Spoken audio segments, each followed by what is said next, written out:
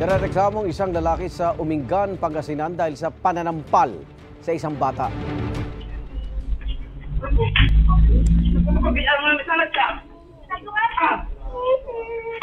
Hulikam ang ilang beses sa pananampal ng lalaki sa isang batang 10 taong gulang noong Biyernes. Sa lakas ng mga sampal, dumugo po ang tenga ng bata.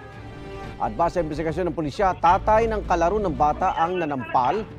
Inagaw raw kasi ng biktima ang laruan ng kanyang anak. Desidido naman ang pamilya ng biktima na kasuhan ng child abuse ang lalaking nanampal. Wala pa siyang pahayag. Igan, mauna ka sa mga balita. Mag-subscribe sa GMA Integrated News sa YouTube. Sa mga kapuso abroad, subaybayan nyo kami sa GMA Pinoy TV at sa www.gmanews.tv.